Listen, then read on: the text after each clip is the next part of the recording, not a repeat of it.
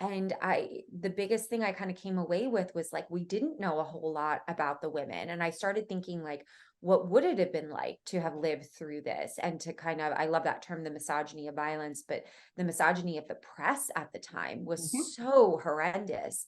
And I think as like a survivor myself, I felt drawn to this story and to correcting the narrative because I Mhm. realized we got so much of this case wrong.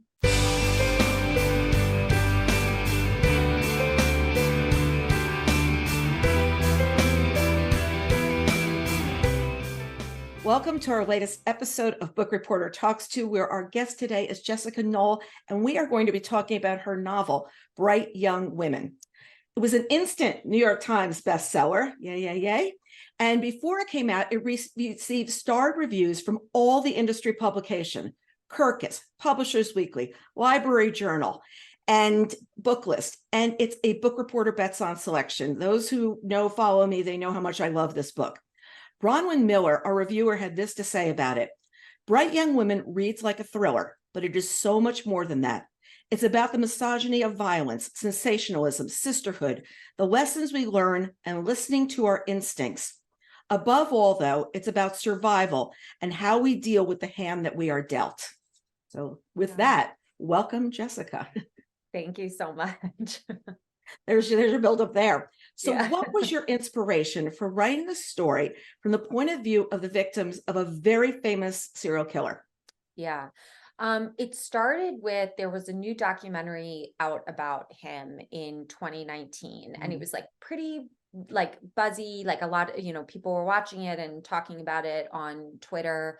And I think the part of the documentary that really stuck with me was the judge's comments, the judge's remarks when he sentenced the serial killer to die for the crimes he committed at a sorority house on Florida State University campus. And he said to him, "You're a bright young man. I would have loved to have you practice in a courtroom before me, but you went another way, partner." And he called him that partner. He called him comrade, my friend, all these kind of terms of endearment throughout the course of the trial. I discovered once I requested the transcripts and got my hands on them.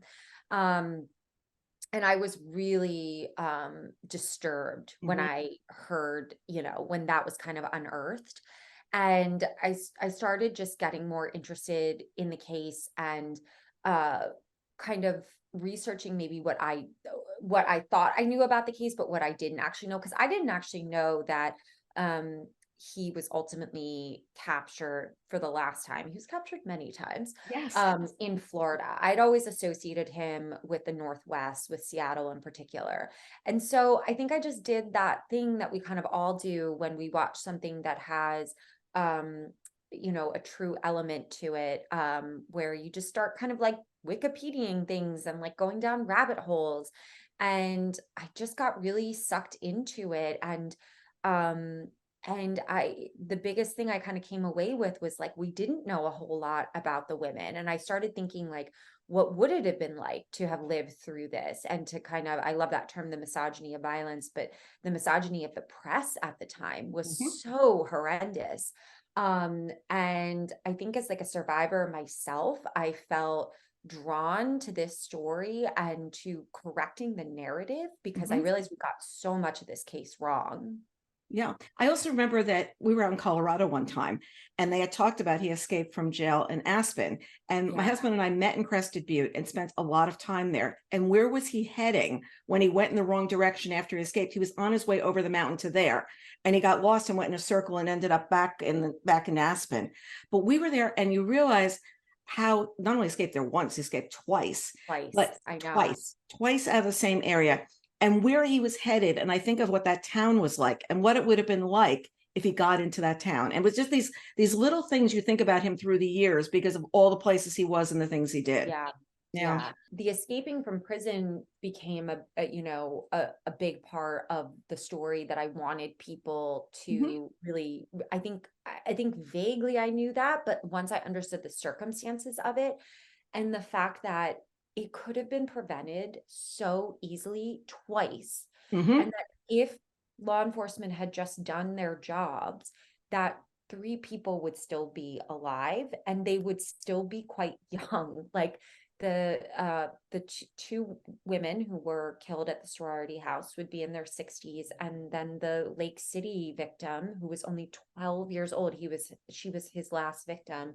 She would only be in her 50s. And I think um I thought of this crime in this period as being like part of a bygone area, but when I did the Mhm. when I did the math, I was like, this is still contemporary. Like there are implications of this crime that families and people are living with to this day. Mhm. Yeah, their siblings, they're people that they Yeah. remember this happening to their sibling. I grew up in New Jersey, and I actually grew up in Cedar Grove. So I really love that the book opens with Pamela in Montclair, New Jersey. Yeah. And it's day, I love this, 15,695. And this Mhm. is, since that incident, this has been how long it's been. And it's like, Yeah. it's on your mind. It's constantly Yeah. on your mind. Yeah. And from there, we go to a chapter called 7 Hours Before, and we Mhm. count down back and from there. And right away, you had me like that. Was that always a kind of, I feel like it's like a cold open that you did of here's where Yeah. we are, here's where we're going. Am I right? Yeah, I mean, initially it just started in the past. I didn't have the kind of cold opener, as you call it, with her in the present. That was actually something that took a couple of attempts to kind of get what the kind of through line would be with the present, because I think initially I was like, why is she looking? What is the impetus for her to look back at this, time? Like, what's the kind of engine? Um, and I think I tried something like she was sitting down to be a part of a documentary, and my editor was like, well, we've already done the documentary thing in your first 2 books. So like we might want to try. And I was like, oh damn, I really have like kind of beaten that to death. No pun intended. It was this idea that for a lot of the victims that and the families, that they didn't get answers. Mhm. Um, they remains were not found, they weren't able, to hold funerals. Like they still have questions that are unanswered decades later. So it was, this idea that maybe they could get answers for one of the victims all these years later, that kind of caused Pamela to reflect and look back on that time in her life. Yeah. It was, our first point of view is from Pamela Schumacher, who's one of the fictitious characters, the survivors of the defendant's infamous sorority house attack, which left, well, just to get people up to speed, of 2 dead and 2 horribly injured in 1978. Now, Pamela is somebody who sees somebody leave the house, and she thought it was somebody known to the girls. And from there on, a little things go a little bit off kilter. And then we follow the days after the attacks, and you get readers thinking, what'd you really see? Like, what did you really happen in that moment? And I remember when I was in school, people used to come and go, and oh, it was so and so's boyfriend was in the house. Oh, they left the house. They could have had the biggest fight. I mean, he could have killed the person in the other room. You wouldn't know. It's like, oh, they just Yeah. come and go. Was that really like what you had us thinking about? Well, what did you see? What's going on? Yeah, what's interesting is with the case that became quite notable about a year ago, the Idaho Mhm. murders at the Mhm. college campus. There's a symmetry between what happened with the eyewitness there and what happened with the eyewitness at the sorority house in 1978, which was something that's called environmental evidence. It's like this protective mechanism that our brains kind of pull out in moments of stress and danger, which is you start thinking about your environment. Oh, okay, this is a college house, in the case of the Idaho killings. Mhm. It wasn't a sorority house, but it was a party house, Right. college house, young people living in it. They just had a big party the week before. There were, pictures all over social media of that party. See it, the person who lived in that house thought, oh, maybe my friend and her boyfriend got into a fight and she's Mhm. crying, Mhm. that's why she's crying. She opened the door, saw a strange guy, and was like, oh, someone brought someone home. Your brain very, very quickly kicks into gear to make sense of something that is senseless that you're Mhm. seeing, and something that's just far too frightening to process. And is like, oh, this is what I'm used to seeing in this environment, and so this is what that is. close the door, go back to sleep. And so there were a lot of people questioning that eyewitness, saying, oh, she must have been involved. Who just closes the door and goes back to sleep? But if you understand, it's very complicated. And I was reading about that and thinking, oh my gosh, that's exactly what happened in the eyewitness case at the sorority house at Florida State University. Yeah. It's like, oh, wait, what did I say? Wait, I'm not sure what I saw. Yeah. I remember I was at college at the time, and I was at Fordham in the Bronx, and like the Bronx at that point was like nervous enough to leave the campus. Yeah. But then you sit there and realize how crazy this was, because we were all in our dorms thinking, this is somebody our age that this happened to. And you think about before the rules got strict, you can't get into a building anymore. People came and went, and they were in and out. And I think that was a huge wake up call to us sitting in our dorm of, this could happen. This could happen like that, because you just don't know who's coming in and out. So I don't know. It must have been terrifying. It was because it was somebody around our age. This is somebody who, and it was a whole group of women living in a building. There were all these people that were living in a building. And how vulnerable were you? And, we're in this high rise on 195th Street, and you're thinking, oh, like, could somebody just walk in? What's happening? So now, were you in a sorority? When I wasn't actually. I went to a small liberal arts college in upstate New York called Hobart William Smith, and they actually don't. And it's actually two separate colleges. So William Smith is the women's college and Hobart is the men's college, but we have all our classes together. There's still some dorms that are like the all girls dorms, but there's also co-ed dorms. And the women's college has never, I believe, never had sororities. So there were fraternities on campus because Hobart allowed fraternities, but we did not have sororities. So that was another. Not only did I have to kind of do a lot of research to get myself in the time period that I was writing in, I had to do a lot of research to understand kind of the Greek system and what it was like to kind of rush a sorority and live in a house full of 35, 40 women, paying your dues, what the rules were, what the conflicts were, what was so cool, what was so great about it. So all of that was a big part of the research process for me. And it's also what the sorority was like then compared to what it is now. So you actually have to research, what is it like in 1978, where things have changed so much. One of the women killed was this woman, Denise, and she was pretty and popular, and it's common to blame the victim. But the sororities chapter council didn't want, I love this, a couple of salacious headlines to overshadow a storied 75-year history, as though our governing body cared more about our reputation than they did the safety of wanting us to return to normal as quickly as possible. So they turned the locks, and they had the girls move in, and the rooms where somebody had either been killed or hurt, will paint the walls, and we'll move some furniture around and see who wants to go live in those rooms. And so the woman who's in charge of the sorority is now thinking about, she's actually in charge of all these women, making them feel comfortable. And it put a lot of burden on a really young person of just go back and keep things the way they were. It was crazy. Yeah. Yeah. I mean, and of course it is fiction. And, the character of Pamela is invented, but, I do know from my research that they moved back into the house about a week after. It wasn't that long until they were back in the house. And there really wasn't a whole lot that they did for them between the university and, law enforcement. There wasn't a lot of support that they offered them, like where they could stay and armed guards all the time. They were really just like, put locks on your door and make sure you're not, walking anywhere alone. And they had members of their sweetheart fraternity who would kind of stay up as guards all night, but they're not cops, like they're not trained.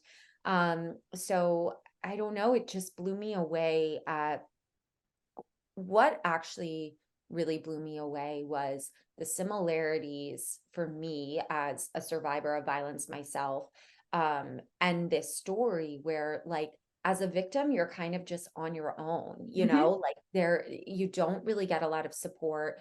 They're kind of like, oh, just figure, I mean, there isn't the budget for it, there isn't the training for it, there isn't the understanding for it. And I was like, wow, I can write about this because I understand what that's like. And I think a big challenge, when I say I can write about this, one of the biggest challenges of writing a book is how do I tell a story? How do I find my characters, you know? And so once you can kind of understand them and what they're going through, it makes the job of writing them, you know, not, it's never easy, unfortunately, but it feels at least surmountable. And you understand them. You feel like you're understanding Yeah. these people as you're going through, and you really feel like you understood Pamela and what was going on inside her head. And I could say, like, you know, for somebody who was just thinking about it at that time, you know, it's like the fear of what people Yeah. have of, oh, wow, where could this happen? Yeah, and Yeah. then we've got Denise's mother. She's one of the victims. She wanted none of the details really revealed. Don't talk about what happened. It's like death was tough enough, but to hear the rest would just be too much. And I was Yeah. always thinking about the family with the trial. Were you able to talk to any of the family members and see what they felt? Okay. No, no, I mean, there was so little written about them that I didn't even really have names. Right. And I think I would have felt, I wouldn't, I mean, I don't know how many of the family members are still living. And I don't know that I would have felt comfortable reaching out to them. I would have been, you know, just hesitant to do that, I think. Yeah, yeah, and it's like because it's still great. It's still that day comes up. That date comes up on the calendar every year, and they're still thinking of what happened, and they're Of still course. doing the same math you're doing. She would have Yeah. been 60 something. She would have been Yeah. 50 something. You Right. know, and then we've got, you know, the on page 84, all of a sudden we meet Ruth. And while we've been through the trauma of the other women, this is something new. And what happened to her feels different. And we're trying to figure Mhm. out as readers, what was Ruth, what was going on? What drew you to have her come in like at that point? Because she's the one victim. We really don't know what happened. Like we're kind of, where is she? How did what happened to her? And Right. you know, she's And the she's living 4 years prior to what happened to Pamela at the sorority house. So, Ruth's story, so it was kind of hard to like fit everything together. I never, you know, at one point there were like 3 point of views. But Ruth's story, interestingly enough, was the one part of all of this that never gave me any trouble. And I just kind of Mm, wrote her story on its own. I didn't try and split it up and like weave it with Pamela's or anyone else's. I just wrote her story. All I knew about her was the day that she was abducted and the circumstances under which she was abducted.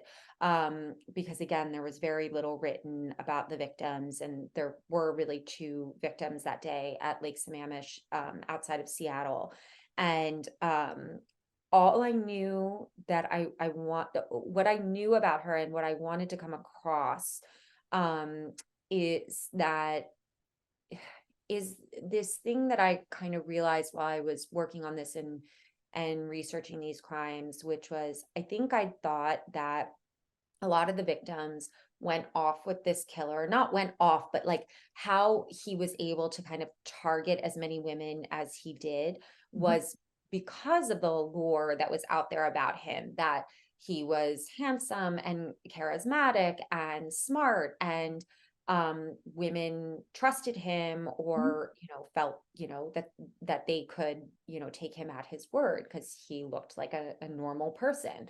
But what I discovered in doing my research was that any time that there was an eyewitness account of one of the victims going off with him or being approached by him, he had always feigned injury. He was always either on crutches or he had a fake cast on his arm, which in the case of the Lake Sammamish victims, he was wearing a fake cast and said he needed help loading his boat into the car.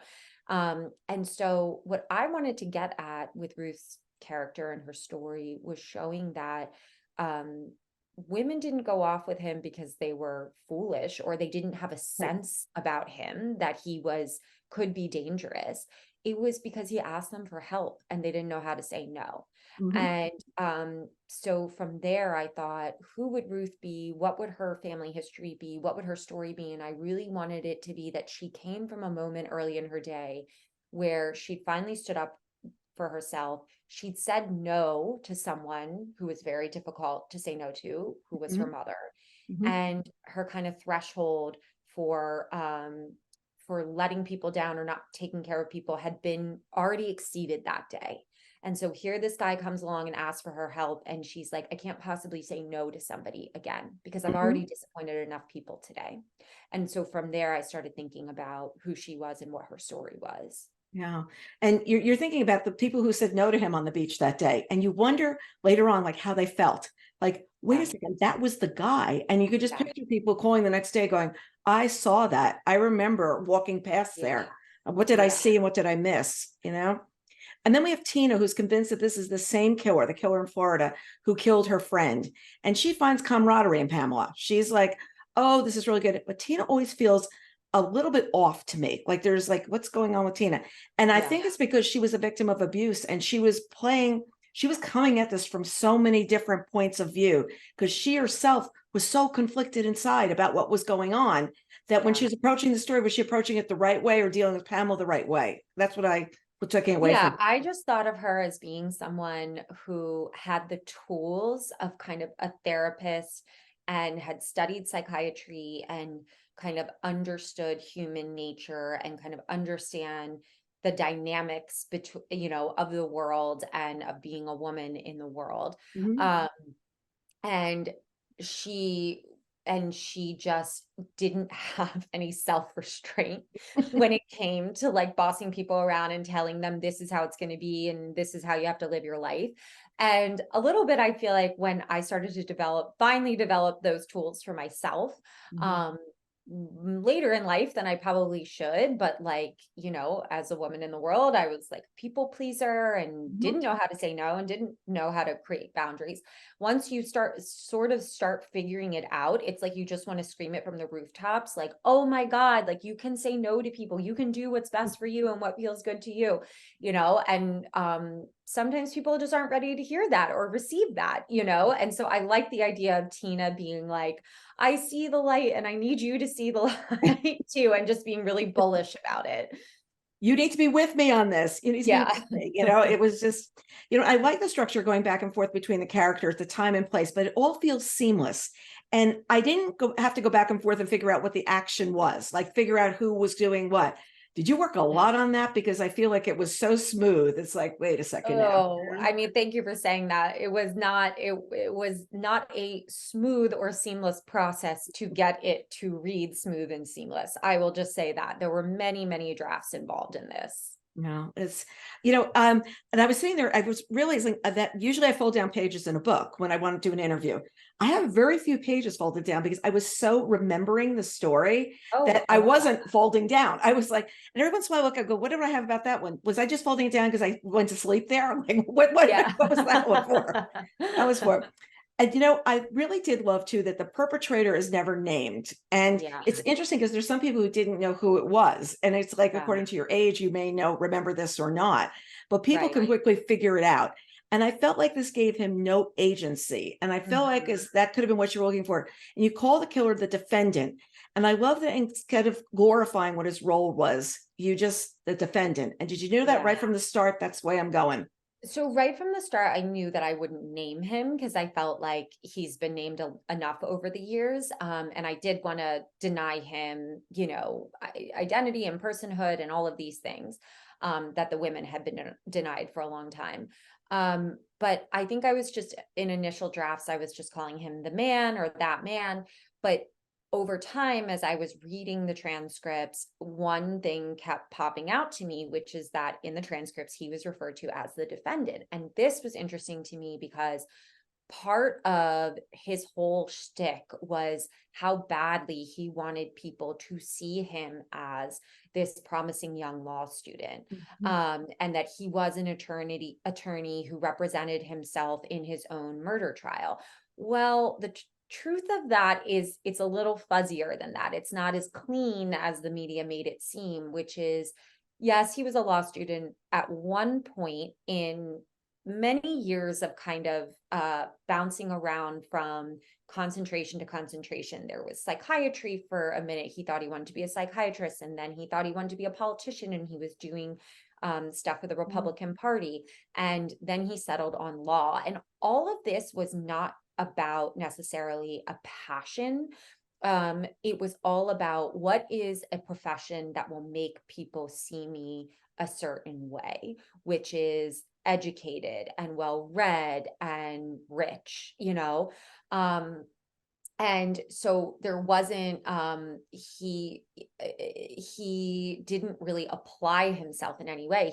I found out he was a notoriously poor student. He had pretty average IQ. He had to falsify his transcripts to even be accepted to law school. And he was only there about 6 or 7 months before he was arrested for the attempted murder and kidnapping of a Utah woman. And so by the time he was serving, by the time his trial happened in Miami, he had been and he was ultimately convicted of that, of the kidnapping and attempted murder of the Utah woman. So by the time he was on trial for the murders in Florida, he had been a convicted felon for many more years than the couple of months he spent in law school. And yet he was written about as though he had been in his 3rd year of law school and passed the bar, and any day now he was going to be an attorney. And that couldn't be further from the truth. And he had a whole team of attorneys. And in the transcripts, the attorneys were always referred to by their last names, Mr. or Miss, whatever, but he was always the defendant. And so to me, that was the most accurate representation of his kind of long con that he was playing on everyone. Like, oh yeah, I'm a law student. No, actually, you're the defendant. And once again, you are on trial for murder. So that's where that came from. And even if you say you're defending yourself, that doesn't mean that you're a bright young man. That doesn't mean any of these or things. an attorney. Anyone can defend themselves. You do not have to be a licensed attorney in order to defend yourself at your own trial. Right. Which is something I didn't know.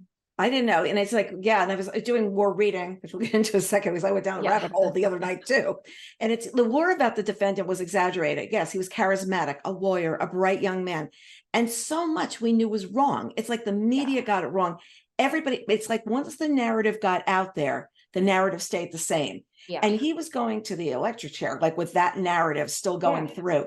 And I found that was really crazy is the night before he was executed, the days before, they were begging him to say who else he had killed. And he was feeding them out as like little tidbits, like, oh, yeah, so-and-so. Oh, and they were showing pictures and trying to get closure. And right to the end, he was that arrogant young man instead of that bright young man. You know? I don't know. He also took advantage of women and he played them. And, you know, at this point, he was all over the country. I mean, like what you said, he was up in Seattle, he's in Utah, he's in Colorado. And I wonder if today he would have been caught any more easily. Or is it like, would they put all this together? Like they would have figured out what's going on? I mean, I think in reading about the Gilgo Beach killer in Long Island, where they finally caught him, some of what I was reading about that is, you know, and also even before that in my research, that like serial killers have always existed, but their mechanisms change over the centuries. So like when we read, you know, even just kind of the mythology around like werewolves and vampires, a lot of times they say that, you know, that was actually what like villagers came up with, like that was their version of a serial killer. So if there were like a lot of bodies turning up, people thought, oh, it's this mythical creature, it's a werewolf or a vampire. Actually, it was just what we now recognize as a serial killer. They've always existed. For a period of time. So the 70s and 80s, people think of it as kind of like the most well-known kind of era around serial killers, because you have like the Night Stalker, you have the Golden State Killer. They all have these kind of catchy names that we remember. And a lot of them, I think, were seemingly normal and targeted everyday people. And then they kind of went away. Well, that's not really true. What happened was, you know, people came to understand that like, just because someone is normal seeming does not mean that they couldn't be capable of this very abnormal behavior. So serial killers started targeting more vulnerable people, sex workers, people who had lost, you know, runaways, people who had lost track of their families, who didn't have people who were saying like, you know, oh, you know, my daughter or my son didn't come home tonight. You know, they already were living on the streets and were vulnerable in all these other ways. Nowadays, what they say is happening, because I remember reading about the Gilgo Beach killer, like it's very difficult to kind of operate at the level that, you know, these guys were operating and not get caught in this day and age, because there's so much surveillance, you know, everything is kind of digitized. We're, you know, we're being our locations are being tracked constantly, whether we're aware of it or not. They say now that with a lot of like the mass killings and the shootings that we're seeing, that these are people that maybe 30 years ago would have operated under the more traditional definition of a serial killer. But this is now, you know, this is now how they choose to kind of wreak this havoc, because we have access to guns and you can take advantage of people in that way. So it's like, that was part of my research that I realized, where it's like this constantly kind of shape-shifting manifestation of this very sinister behavior. Yeah, it's and you know, it's funny because I remember the Golden State Killers, the Hillside Strangler. They all had Yes. names. And I remember Yeah. one day I was watching TV and they said the BTK killer has been found. They broke into television and said this. Yeah. And I was looking, I was like, I have no idea what they're talking about. Like, no idea who the Oh. person was. And I was thinking of the victims' families and thinking about this. Yet there's an author, and I can't remember who it is right now, that said, I lived in fear. It might have been Alifair Burke, who said, I lived in fear of this guy Oh. all the time because I like knew that area, or I knew it. I was like, wow, I Yeah. never thought about that. I never knew who that person was. And then here I we've think got, he was very localized to a yes, certain area. So maybe it would have been more if you were living in that part of the country. It must have been very terrifying. Yeah, like breaking into homes and stuff like that, you know. yeah, And I did go down the rabbit hole and read up on Ted Bundy. I mean, I did go on Wikipedia the other yeah, night. And, you know, there was more than him. I was looking at the pictures of the victims because they had yeah, these black and white photos there. And I realized that when I was looking at them, I thought I knew a lot. But after reading your book, I was looking at the whole thing with different eyes. yeah, And you're just looking at like, who are these women? And you realize like how young these women were when you were sitting looking at their pictures. And the narrative yeah. of where he went and what he did became bigger to me. And I've done a lot of reading on, you know, these kinds of subjects, but it was really all those little nuances of what happened that were going on. Yeah, it was, I mean, I find it interesting that, and this is just my this is just like my own instinct, but I do find it interesting that he was so obsessed with, you know, the appearance of intelligence and accomplishment, and that he tended to target women on college campuses, all of whom actually possess those qualities. And I do say this in the book, where it's I think that these, you know, he targeted those kinds of women because they had the qualities that he wished he had, that he wanted so desperately to have. they were the bright young women. They were the bright young Right. women that he wished he would attract. He wished that he would be, that they would like, they would want to be with him all the time and things like Yeah. that. But instead, that's how he got to do that. Or that he could be as accomplished as they actually were, and as they would have been if they had been allowed to live. Yeah. Also in the research, I read that Polly Nelson was a member of his last defense team, felt that the defendant was the definition of heartless evil. So picture you have to defend this person and you're feeling like this.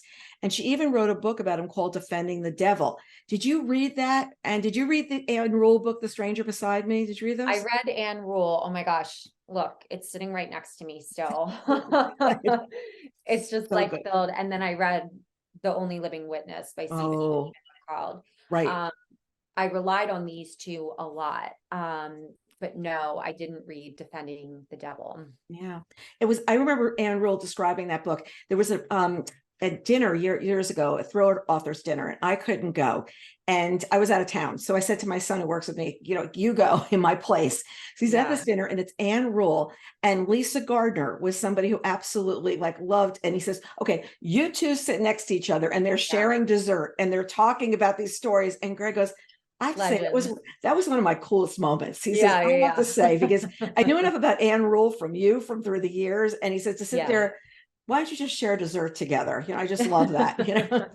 So did you outline this whole book in advance? Did you figure out what you were doing? No. Oh God, no. No, I'm not an outliner. I just find it to be a wasted exercise because I mean, it's so hard. It feels so wooden to me Mhm, to outline the action and the story. And then when I actually sit down to try and write it, it doesn't feel real to me. mhm, mhm, I tend to find the story through multiple drafts, which is very hard because mhm. I'll write my way all the way through and then I see, or I'll reach a certain point and realize, oh, this is actually where the story needs to be headed. So I need to go back and like rejigger everything. I'm going through it on a draft of something now. And it's tough. It's tough throwing out, it's tough to feel like you're on the right track and to do a lot of really good work and a lot of, really good writing and to reach a point and be like, oh, actually, this is what needs to happen, and to have to kind of go back and start all over from square one. But unfortunately, I don't know another way. I know, I and a lot did. of authors talk about it. I mean, Kristen Hannah said that with The Four Winds, she was 35,000 words in and realized who the protagonist was. And it wasn't who Yeah. she had originally thought. And all of a Yeah. sudden, the story is going to make more sense if you do this. So tossing everything is hard. You have to get like, a bucket Yeah. and throw it in, but Yeah. it's going to make better sense and it's going to work Yeah. better if you do this, even though it's, due over time. And I do find even the times where like when the computers first came up and, doing something would disappear and then you'd have to recreate it. And Oh God. recreating was a lot That just hard, made my stomach like drop thinking but, about that. but recreating was easier because you knew like, oh, I'm going to leave Yeah. that out. That doesn't really work. Okay. That'll be there, so Yeah. it's like, so when it comes down to who sees your work first when you finish it, when you're done, agent, editor, who? My lit agent and my editor, yeah, they both get it. And then I wait for them to come back and tell me everything that isn't working. Get some advice on where we're going, da, da, da, da. Yeah, Yeah. exactly. That's exactly. It's so Does much fun. writing, how long did this book take to write? How long did it was a A couple of long time. I've been working on it like 3 to 4 years, and not continuously. I've had to set it aside years? for periods of time while I worked on other things.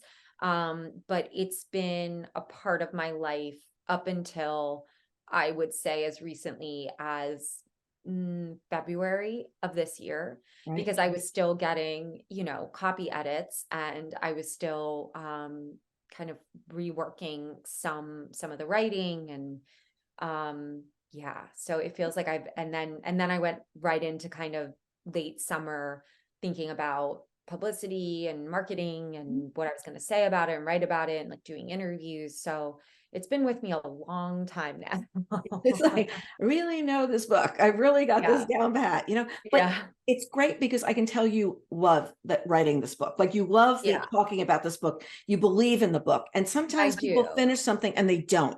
And it's a Yeah. big deal when you finish it. That's an even bigger accomplishment to not just finish a book, but to have believed in what you did and Yeah. still feel good talking about it. I've heard you do a number of interviews and you're passionate about it every single time. And you Yeah. talk about different things every time too, which I love. Yeah. Yeah, the characters feel very real to me and fully realized. And like I understand them very intimately, which to me is like a marker of success. Mhm. Um, that I got that deep with them. Yeah. So did it get any easier from the last two books, or is it just the same thing? No, No, it's it's all. just different. Everyone is different. The easiest one I ever did was Luckiest Girl Alive. And I think it's because I had no sense of how any of it was going to work. I Mhm. just knew I had to write it. And then fortunately for me, I had a literary agent kind of before I wrote it, because I was writing for women's magazines. I was at Cosmo, and um and before that I had briefly worked at a agency myself and met my future agent there. We were both assistants just out of college, and we kind of kept in touch over the years. And she was the one to reach out to me and say, "You're doing such great writing at Cosmo. You should write a book. We'll take it out and sell it together, but the whole thing has to be written."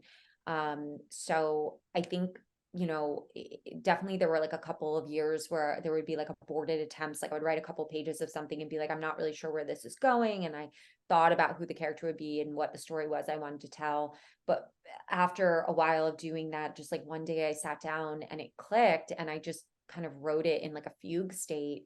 And I do think it was easier to write because I had no sense of what it would look like when it came out. Mhm. And I didn't get kind of hung up on some of the worries and anxieties that I have now. I feel like I know too much now. You know too much on the back end. It's like, Yeah, yeah, I know how the it's sausage made. gets made. Yeah, so I was just going to say, the sausage is made Yeah, on the back end. You also sell very well overseas. If I think I saw there were like 37 countries for Luckiest Girl Alive, like some really big yeah. number. Is it because you think you write about a universal topic? Like it's things that people understand? I don't know because I mean that was true for Luckiest Girl Alive. I don't know that my overseas deals are that like robust with my other two books. And I do wonder with this one if it's because if like serial killers feel like a uniquely American thing, Hmm. um, which in some ways I think they are. But I don't, yeah, I don't know. I mean, I wonder, I think at the time Luckiest Girl Alive came out, it was very much we were still in the era of like Gone Girl and everyone wanting the next title that had girl in the title that, you know, was juicy and had twists and turns and all of that. So I wonder if there was just like a little bit of a feeding frenzy around that period in time in particular. Yeah, looking at what was happening. Okay, and Yeah. Bright Young Women, was that always the title? Was that always the It title? really was. It was always the title because it was pulled from the judge's remarks where he called him a bright young man. And I was like, he's not at all. And actually the women were.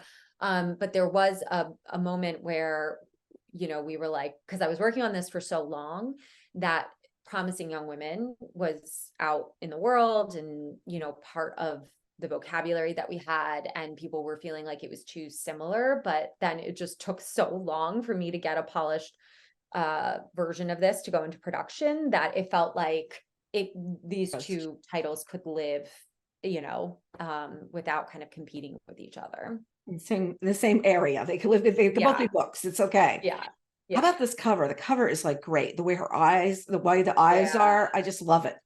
yeah. That was their first attempt, the first one that they Really. showed me. Yeah, yeah, yeah. They really knocked it out of the park. No, it's great because you see the haunt. You want to see the Yeah, haunt inside of yeah, what's going yeah, on. yeah. They said And they were inspired by horror posters from the 1970s for oh, it. makes sense. Yeah, Totally makes, especially with the timing of what happened. yeah, So for the audio, you have 4 performers doing an yeah. ensemble reading. Was that your idea, or what can you tell us about it? No, I mean, so we obviously we knew we needed 3. We needed Tina, Ruth, and Pamela. And then, you know, there was a conversation about like, do we have someone come in to do the killer's voice? And ultimately we decided yes.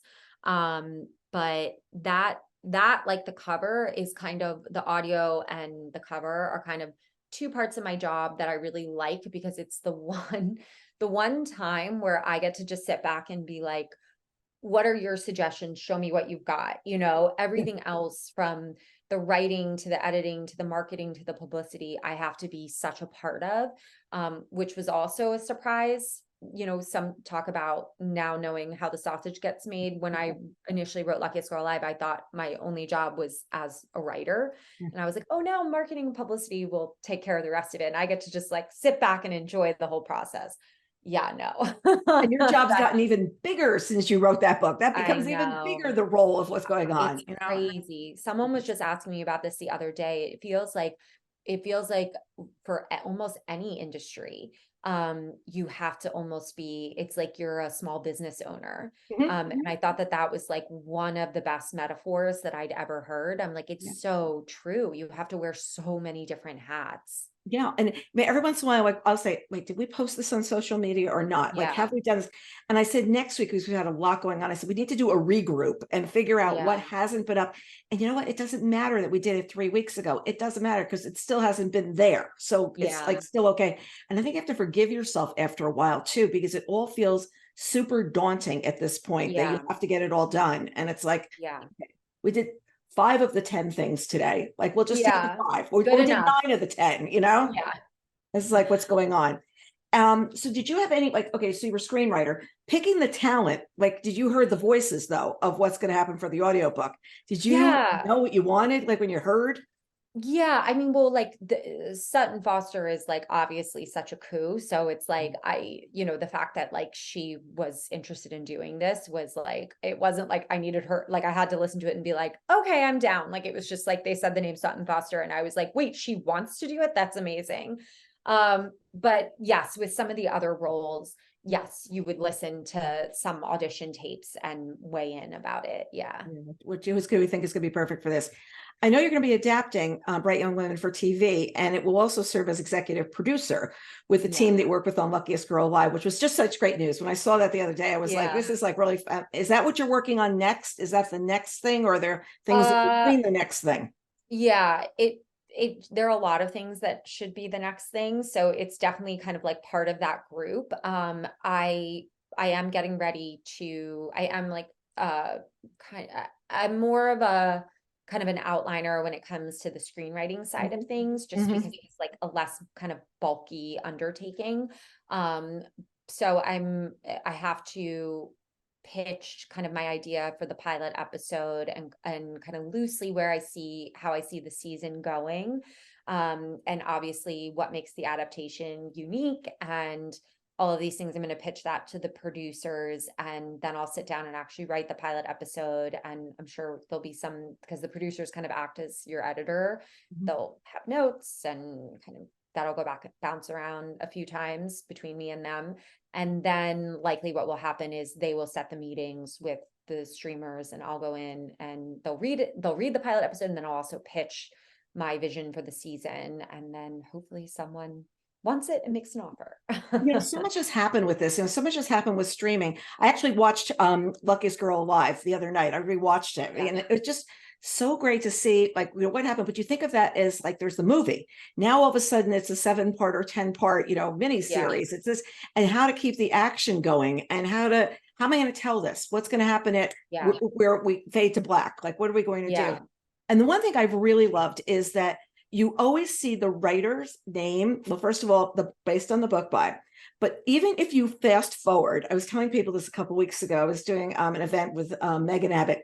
It always says written by and directed by. You can't fast forward through those two when you say skip intro. And I said it's like the Oh, people I are never knew that. watch it because it's really interesting because sometimes a series will have so many different directors. It could have 7. Yeah. So Or this producers. episode Yeah. producers is Yeah. this is by blah blah blah, and you see at the beginning who the executive producers are. When your author friends, you like, oh yay, this is like really fun. Yeah. I see their name, but you see like we're written by, and I realize it's because sometimes it's. And I remember Laura Dave saying this for the last thing he told me. She is no, we might write 2, and then the last one some we may write, but then in between they're going to be different directors, and that's I think Yeah. the fascinating thing that people don't understand, like about it's not all seamless. It doesn't all just go like this. It's who you can get for Yeah. different things too. With a show, it's a little I mean, with a film, there's only Right, one director, but with a right. show, typically what happens is the director, the person who directs the pilot episode is almost, I don't want to say is seen as like the director for the whole thing, but they really set the tone for it. So they Right. might do like the first 1 to 3 episodes and then other directors would direct future episodes. And kind of same with the writing, with shows like you have a writer's room, and different writers might get credit for different episodes. And yeah, I mean, I haven't show run, Laura co-show run her Yeah, show with her yeah. husband. So she knows a lot more about the making of a show than I do. So I'm only saying what I know from, friends Okay. who have been part of their books being adapted into shows. And obviously it's like a very different, and it's also a much longer shoot time that which makes sense than a film, where a film were, in production for like 3 months. A show can be like almost your entire year. So it's a huge undertaking that Laura did. And obviously she did a phenomenal job. Good job. It was funny because when Megan was talking about it, they said, what does the showrunner mean? She goes, you don't get a lot of sleep. That's what it really Yeah. means, is because you're the person that has to make every decision of what's going Yeah. on. Very, very Yeah. interesting. When you're writing a book, do you make any notes about if I'm going to adapt it, I might do this or that, or it's really staying in the book, the zone of the book? Yeah, staying in the zone of the book, because the book, what works for a book, isn't necessarily what will work on screen in some cases with certain things. And like, that's okay. That's the nature of an adaptation, is that you're flexible with certain elements that maybe aren't going to translate on screen, and you have to, be willing to kind of let those things go and hold on to the things that really do matter. So I try not to get too hung up in things in a novel where I'm like, wait, actually, I don't think that would work really well on screen, because that's fine. And you have to do the thing that services the material of the book. Where you are right now. So besides everything else, you're working on a new novel? I'm working on a new novel. I'm working on another screenplay right now that's an adaptation of a viral Reddit thread, which is interesting for Sony. And then the kind of getting the pitch ready for the adaptation of this. So a few things kind of percolating. At least if you have free time, you could sit there and go, oh, I think I'll just pluck that one out of the air and do that one now. Oh, yeah. here I could always, let me just visualize how I would think this would be. Yeah, it's never boring. Let's put it this way. I feel like right now, being you is not boring at all. It's not. No, I'm grateful for it. Yeah. I'm so glad we got to do this. I really enjoyed the book, and I too. love being able to have a conversation with you about it, because you hit on so many of the notes about these women that I really want to make sure we're percolating with the readers as well. Yeah. So thank you so much for your time. I truly appreciate it. Thank you. I've really enjoyed the conversation. To our readers, look forward to seeing you next time on Book Reporter Talks To, where remember, we're Book Reporter at the Book Report Network on YouTube, and Book Reporter Talks To wherever you listen to your podcasts. Thanks for joining us.